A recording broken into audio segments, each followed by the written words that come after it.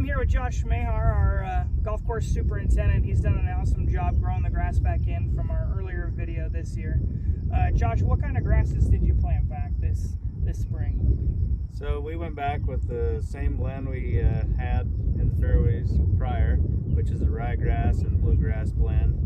When we started the course, it was 10% rye and 90% blue when we originally seeded it. But that morphed into, some places were 70% one way, some places, some of it was 50-50. So it kind of found its spots. So we went back with the same grasses, the ryegrass, and then we seeded that 2 or 3 directions, and then also the bluegrass a couple different directions. So the ryegrass establishes faster. So you see, what you see is a lot more of that right now.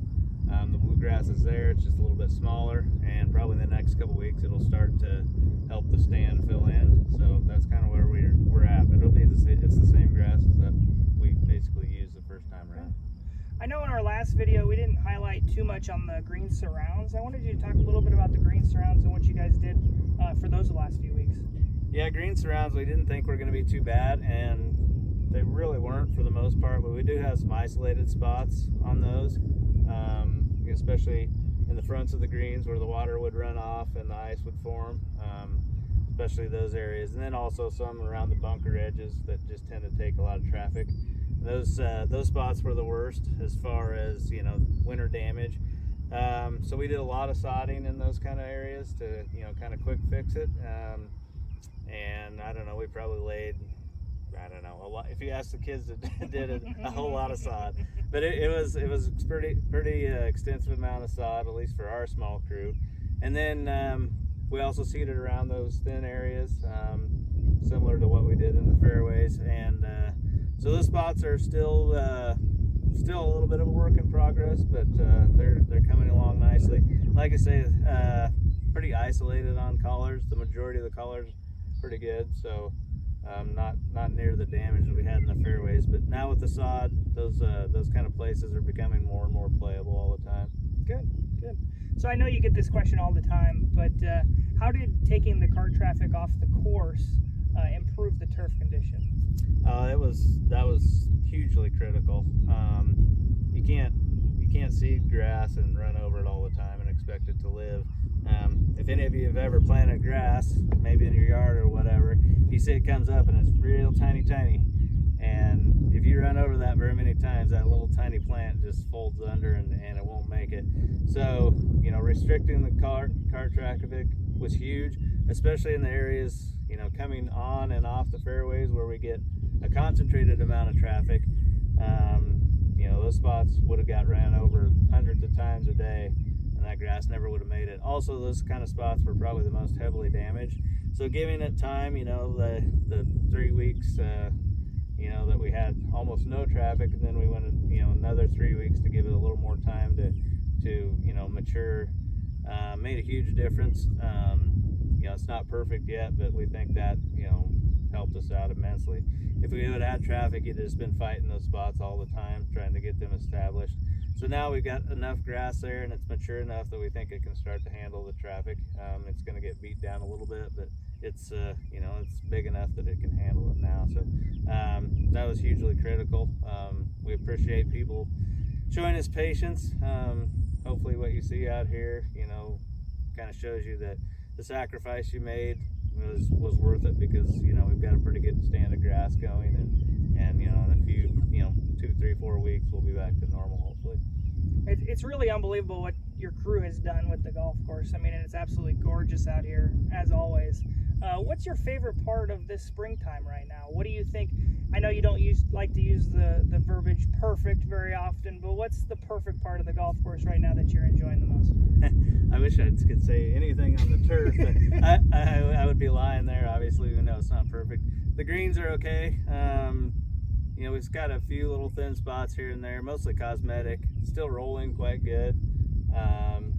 We kind of babied them along because they were having a tough time coming out of winter too. Not necessarily with damage, but just seemed like they were really slow. So we kind of babied them along. But the last couple weeks, we've really started to, try to make them better. So I don't know. I wouldn't call them perfect, but they're rolling pretty darn good. I actually, we've had great rains, and the rough, although no one likes that, it looks pretty perfect. I mean, it's quite, it's good. I mean, you might be able to see it behind us here, but it's, you know, the grass was pretty stunted from the drought, but now, and that allowed a lot of wildflowers are starting to come up with the rains. And so, you know, right now we got a lot of things blooming out here. So that part of it's pretty if you take time to you know, experience the rest of the course besides just chasing your little white ball around. So. No doubt. But the weather has been nice. Today's a nice day, so yeah, I think that that part of spring is nice. Yeah, absolutely. This is where we seeded right here, and you know, everybody always asks like, well, how is it doing? And it's really hard to put into words. The video will probably show you better than what you know, you can explain to people. So you can start to see that you can see the lines where we seeded, and the grass is starting to fill in. So it's obviously not all filled in yet, but it's way better than it was. So, you know, some places are better than others. I would say this is probably pretty representative of a spot that was dead. You can see it's, you know, this is probably all dead. This is probably, I don't know, 60-70% coverage now. So pretty representative of the spots that were all dead. You can see over here, you know, similar kind of spot. But we have a lot of good grass. Like here, you know, like we said, this was not dead, nothing dead up here on this hill, and so it's good. So you still have, you know, certain areas that were bad to begin with. We figured we had 10 acres of that, so that's kind of what you're looking at as far as progress that we have. We're, you know, it's only been in the ground about a month, and really May 4th was the day it started to warm up and the grass started to grow. So we're at 3.5 weeks. So pretty good progress for 3.5 weeks. So just think in another 3 weeks, it's gonna look that much better. Probably almost all filled in by then. All right, so now we're, you know, we've kind of gotten past the cart restrictions that we implemented to get the grass reestablished.